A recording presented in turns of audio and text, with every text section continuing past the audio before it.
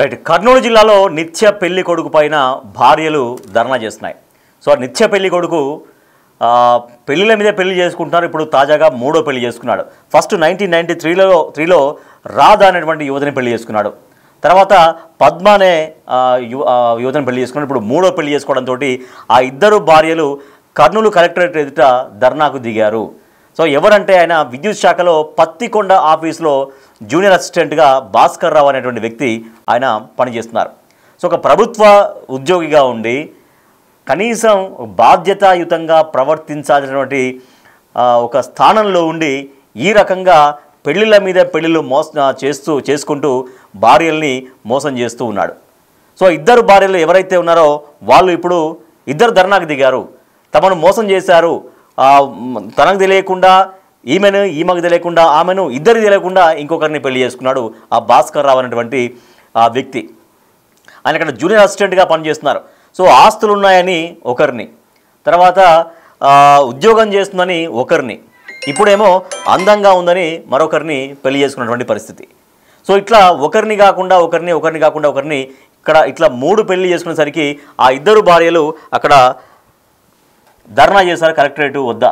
So ఇద్దరు భార్యలు ఏం మాట్లాడుతున్నారో ఒకసారి మనం చూద్దాం. అయితే పోలీసులకు ఫిర్యాదు చేసినా కూడా ఫలితం ఉండట్లేదు, మా బాధ తీర్చట్లేరంటూ ఆ ఇద్దరు భార్యలు రోడ్డు ఎక్కారు. మనం విజువల్స్లో చూస్తున్నాం కదా, వాళ్ళిద్దరే ఆయన భార్యలు. వాళ్ళిద్దరిని పెళ్లి చేసుకున్నాడు. అసలు ఒకరిని పెళ్లి చేసుకున్న తర్వాత మరొకరిని పెళ్లి చేసుకోవడమే ఎక్కువ. అంటే ఇట్లా పెళ్లిళ్ళ మీద పెళ్లిళ్ళు చేసుకుంటూ ఆ ఇద్దరిని మోసం చేస్తున్నాడు ఆ వ్యక్తి. ఒకసారి ఆ ఇద్దరు భార్యల గోడు ఏంటో ఒకసారి మనం చూద్దాం. కరణం రాధాలక్ష్మి అండి. నా భర్త పేరు కరణం మధుభాస్కర్ రావు.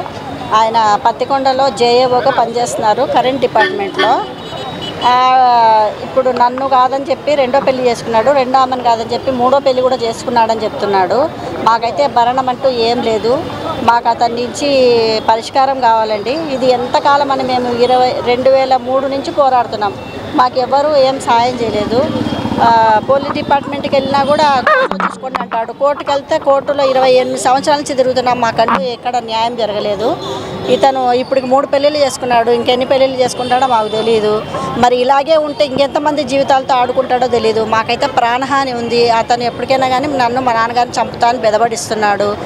ఖచ్చితంగా మేము చచ్చిపోయినామంటే అతనే కారణం. ఎందుకంటే అతను ఇప్పుడు మూడో ఆమెకి వాళ్ళ పిల్లలకి అందరికీ మా మీద కచ్చ ఉంది. ఎస్ఆర్లో ఆమె పేరు రాస్తానంటున్నాడు.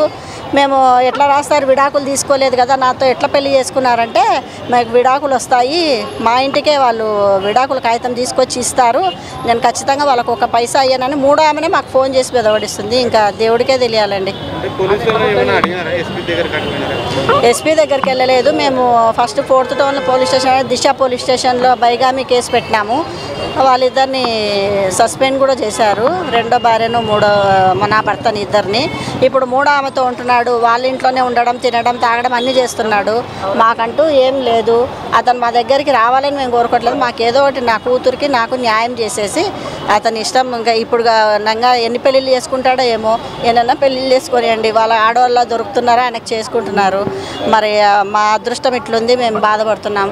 రేపు పొద్దున వాళ్ళు మమ్మల్ని చంపాలని చూస్తున్నారు. మాకైతే ఆ భయం అయితే ఉందండి. ఎప్పటికైనా కానీ ఆమె రెండో భార్య, నేను మొదటి భార్యని, ఆమె రెండో భార్య. ఆమెను చంపించాలని చూస్తున్నాడు. నాకైతే ఒక కూతురు ఉంది, ఆమెకు పిల్లలు కూడా లేరు. పిల్లలు కోసమని ఆమె ఎన్నో కష్టాలు పడితే ఆమెకు 3 సార్లు అబార్షన్ చేయించినాడు. ఆమెకు పిల్లలు లేరు. ఆమె ఏదో పిల్లోని తెచ్చుకొని దత్తగా పెట్టుకొని సాక్కుంటుంది. ఇప్పుడు ఆమె మీద మా మీద ఫుల్ కచ్చగట్టినారండి ఆ మూడో వాళ్ళు.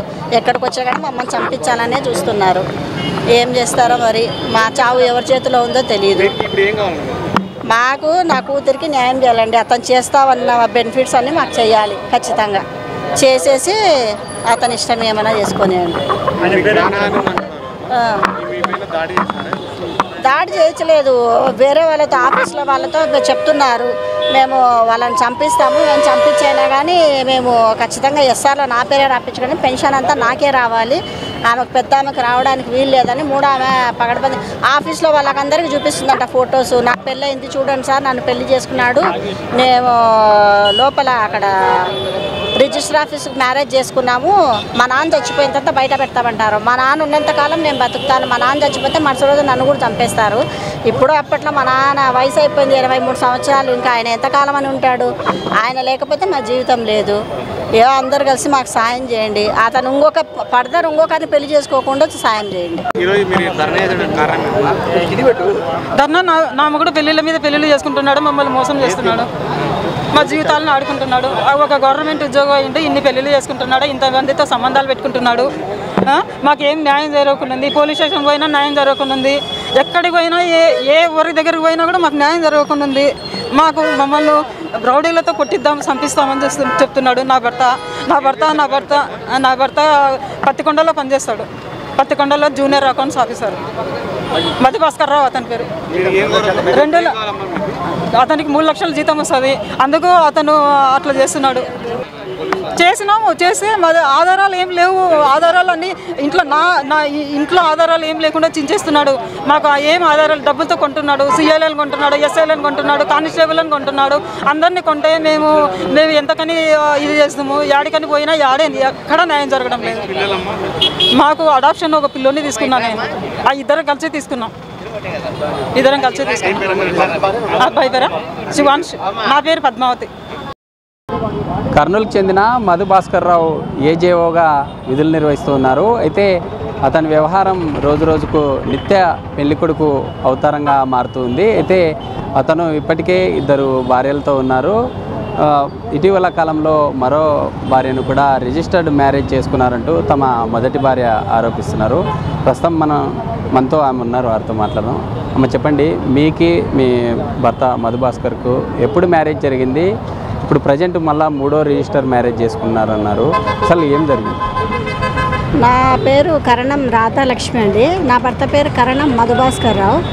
నాకు ఆయనకు 93లో నంద్యాలలో రామాలయంలో పెళ్ళయింది. నాకు 94లో కూతురు కలిగింది. 97 వరకు మేము చాలా బాగున్నామండి. 97 నుంచి మాకు చిన్న గొడవలు స్టార్ట్ అయ్యాయి. ఎందుకు అంటే నా భర్త కర్నూలులో రైల్వే స్టేషన్ దగ్గర పనిచేస్తూ ఉన్నాడు, కరెంట్ ఆఫీస్లో. అక్కడ అటెండర్గా పనిచేసేసి పద్మావతి అనే ఆమెతో పరిచయం ఏర్పరచుకున్నాడు. ఆమెను పెళ్లి చేసుకుంటా అన్నాడు.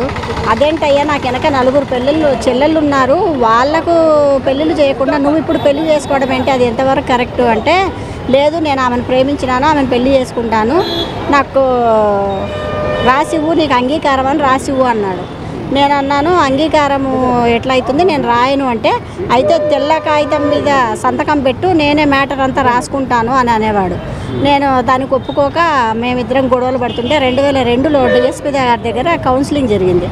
కౌన్సిలింగ్ జరిగితే, లేదు సార్ నేను నా భార్యను బాగా చూసుకుంటాను, నేను బాగుంటాను అని చెప్పాడు. చెప్తే సరే అని చెప్పి నా భర్త నన్ను అప్పుడు డోన్లో పనిచేసేవాడు, డోన్కి తీసుకెళ్ళాడు.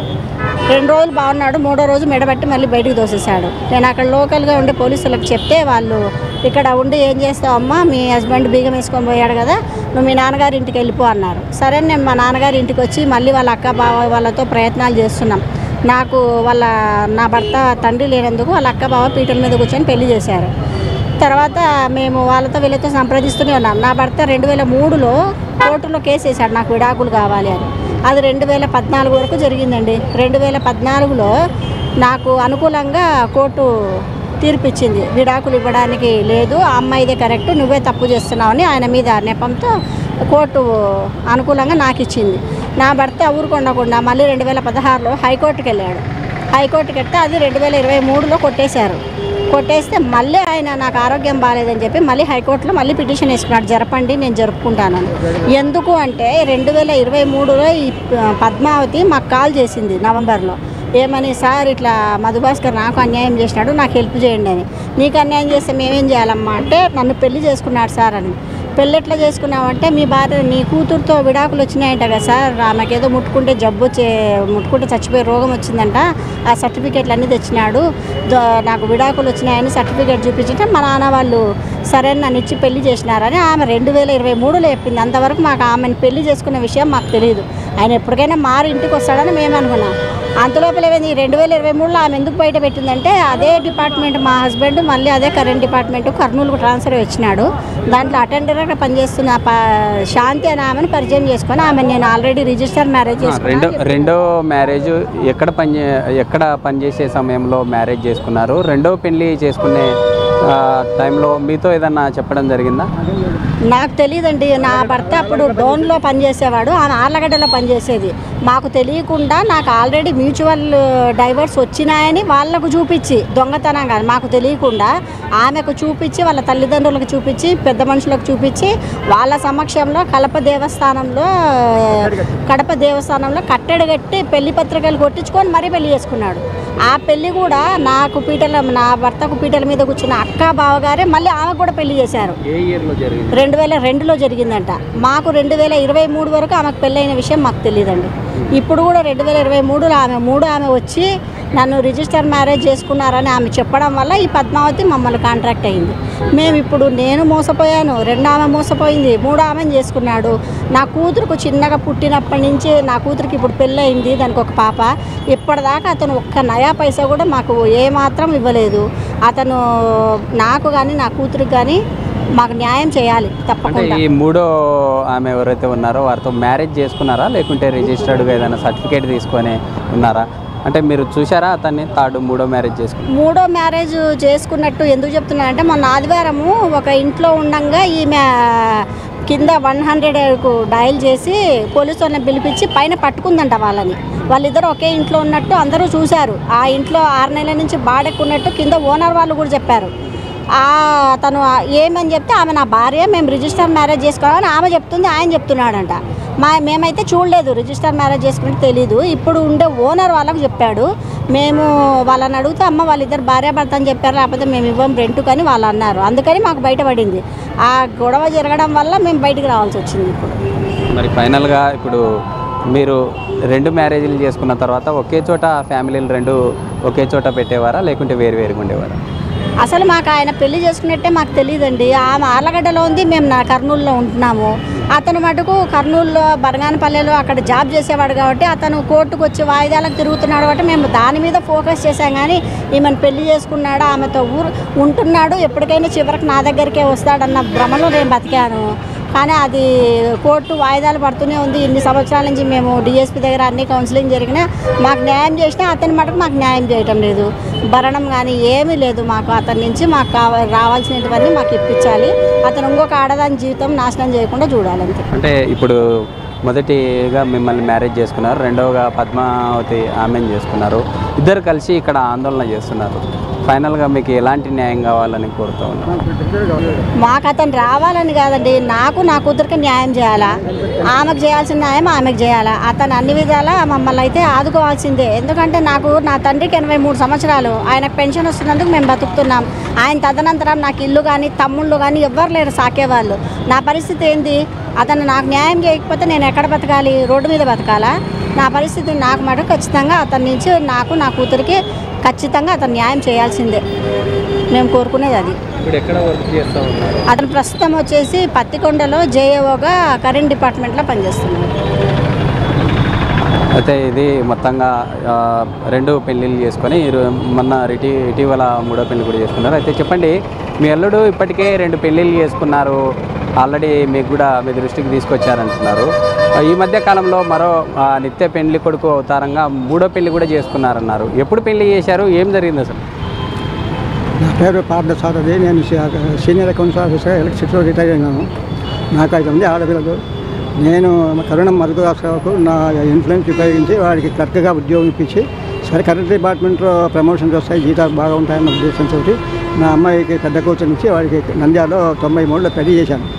పెళ్లి చేస్తే 3 సంవత్సరాలు బాగానే ఉన్నారు. 3 సంవత్సరాలు అయిన తర్వాత ఇంకొక ఆమె భర్త చనిపోయి ఆమె నా దగ్గరికి వచ్చి కర్నూలులోనే ఉద్యోగం ఇచ్చాను. ఆమె కూడా నేను కర్నూలులోనే పోస్టింగ్ ఇచ్చాను. వాళ్ళిద్దరూ జాయింట్ అయిపోయి ఆమెకు భర్త చనిపోయినాడు, యంగ్ వయసు అని చెప్పేసి ఆమెను ట్యాప్ చేసి ఆమెతో కాలం గడిపాడు. తర్వాత ఆమెకి ఏం చెప్పాడు, నిన్ను నా భార్యతో ఒప్పించుకొని 2వ వివాహం చేసుకుంటానని ఆమె చెప్పాడు. తర్వాత మా అమ్మాయిని ఇబ్బంది పెట్టున్నారు. ఆ విషయాలన్నీ నాకు తెలియదు. తర్వాత నిదానంగా తెలిసే తర్వాత ఏవకి కూడా పద్మావతి కూడా భర్త చనిపోతే ఉద్యోగం వచ్చింది. ఇంకా వాళ్ళిద్దరు కలిసి ఆ అమ్మాయిని సతాయించు ఈమె డోన్లో ఉన్నప్పుడు కూడాను ఎప్పుడు ఇబ్బంది పెట్టేవాడు. తర్వాత డిఎస్పీ గారి కౌన్సిల్ అయితే డిఎస్పీ గారు సరే వాడు బాగుంటున్నాడు మీరు పోండి అంటే మా అమ్మాయిని నేను డోన్కి పంపించాను. అమ్మాయికి వచ్చింది. వాడు అక్కడ ఆమె నానా హింసలు పెట్టి నాకు నువ్వు రాసి రెండో పెళ్లి చేసుకుందానికి పర్మిషన్ లేకపోతే నువ్వు నాకు అవసరం లేదని మెడబట్టి బయటికి వచ్చాడు. భయం వేసుకొని పోయాడు. ఆమె అక్కడ ఉన్నటువంటి సీఏ గారికి పోయి చెప్తే అమ్మాయికి లాభం లేదు, నువ్వు మీ తండ్రి గారి దగ్గరికి పోమంటే నా దగ్గరికి వచ్చింది 2002. అప్పటి నుంచి నా దగ్గరే ఉంది. నేనే ఆమె బిడ్డ 4 సంవత్సరాలు వాడికి ఆ పిల్లలు కూడా వదిలేసిపోతే ఆ అమ్మాయిని నేనే చదివించాను బీటెక్ వరకు. అమ్మాయికి నేను 20 లక్షలు ఖర్చు పెట్టి పెళ్లి కూడా చేశాను. వాడు చదువుకో ₹1 కానీ పెళ్లికి కానీ ఎటువంటి ఖర్చు ఇవ్వలేదు. తర్వాత వాడు 2002లో ఈ పద్మావతి అని రెండో కడప దేవస్థానం కట్టడి కట్టి వివాహం చేసుకున్నారు. మా అమ్మాయికి పెళ్లి చేసింది కానీ వాళ్ళ అక్క బావగారే. అక్కడ రెండో వివాహం కూడా చేసింది వాళ్ళ అక్క బావగారే. వాళ్ళు ఆమెతో 26 సంవత్సరాలు కాపురం చేశారు రెండో ఆమెతో. ఇప్పుడు ఇక్కడ కర్నూలుకి ట్రాన్స్ఫర్ వచ్చిన తర్వాత అక్కడ కర్నూలులో వాడి కిందని ఒక అటెండర్గా ఎస్సీ క్యాండిడేటు ఆమెకు భర్త చనిపోతే ఉద్యోగం చేసి ఆమె కొంచెం అందచందంగా ఉందని చెప్పేసి ఆమె ట్రాప్ చేసింది. ఆమె కూడా విడోనే. ఆమెకు పూర్తిగా లొంగిపోయాడు. ఆమెకు వెంకటరమణ కాలనీలో 70 లక్షలు పెట్టి ఇల్లు కొనిచ్చినాడు. డబ్బులు దండిగా అమౌంట్ ట్రాన్స్ఫర్ చేశాడు. బంగారం కొనిచ్చినాడు. మా పిల్లకు వాడి సొంత కూసుకి 15,000 రూపాయలు డబ్బులు ఇవ్వలేదు. అన్ని విధాలా మేము నష్టపోయాము. మాకు ఇప్పుడు నాకు రిటైర్డ్ ఆఫీసర్గా నాకు పెన్షన్ వస్తుంది. నా అమ్మాయి నేను చాకోగలను. నేను చనిపోతే నాకు 83 సంవత్సరాల వయసు. నేను చనిపోతే ఆమెకు ఎటువంటి ఆధారం లేదు. కాబట్టి మేము సఫిషియెంట్ అమౌంట్ ఇచ్చేసి వాటి చూసుకొని చెప్తున్నాం. అది విషయం. చెప్పండి, అంటే మీ భార్య ఇప్పటికే 3 పెళ్ళిళ్ళు చేసుకున్నారు. అంటే ఇందులో ప్రధానంగా కార్యాలయంలో ఆఫీసులో పనిచేసే వాళ్ళే ఉన్నారా, లేకుంటే ఇంకా బయట వాళ్ళు కూడా ఎవరైనా ఉన్నారంటారా? అతను టార్గెట్ ఎక్కడుందో మాకు తెలియదు కానండి. అతను పనిచేసే దగ్గర మటుకు ఎవరు అటెండర్కి ఇప్పుడు ఆయన ఫస్ట్ సీనియర్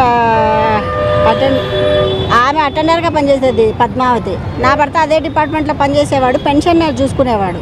ఈమె భర్త చనిపోయినాడని సార్ నా భర్త చనిపోయినాడు, నా పెన్షన్ చూడండి అది ఇదని ఆమె మాట్లాడుతుంటే అది పరిచయంగా పేర్చుకొని ప్రేమగా అయ్యి ఆమెను చేసుకున్నాడు. మళ్ళీ ఇప్పుడు 3వ ఆమె కూడా సేమ్ అదే డిపార్ట్మెంట్లో అటెండర్గా పనిచేస్తుంది. మా ఆయన ఎంచుకుంటున్నాడు అనమాట. అంటే బయట ఇంకెంతమంది ఉన్నాడో మాకు తెలియదు. మాకు తెలిసి మటుకు ఈ పద్మావతి శాంతి మటుకు ఇద్దరు అదే డిపార్ట్మెంట్లో ఉండేవాళ్ళే ఉన్నారండి. ఇది మొత్తంగా పత్తికొండలో ఒక ప్రభుత్వ ఉద్యోగ విధులు నిర్వహిస్తున్నారు. కార్యాలయంలో విధులు నిర్వహించే సమయంలోనే అక్కడ పరిచయమైన మహిళలతో నిత్య పెళ్లి కొడుకు అవతారం ఎత్తుతున్నారంటూ కూడా తమ భార్య చెప్తూ ఉన్నారు. ఇప్పటికైనా తమకు జరిగిన అన్యాయం ఏదైతే ఉందో అందులో ప్రధానంగా ఇప్పటికే కొన్ని డిస్ప్యూట్ వల్ల కోర్టులో కూడా కేసు ఉందంటూ కూడా చెప్తున్న పరిస్థితి. ఇలాంటి మోసాలకు పాల్పడుతున్న తన భర్తపై చర్యలు తీసుకోవాలంటూ కోరుతున్న పరిస్థితి. ఇప్పుడు రాజుతో శ్రీరామ్ బిగ్ టీవీ కర్నూలు నుంచి.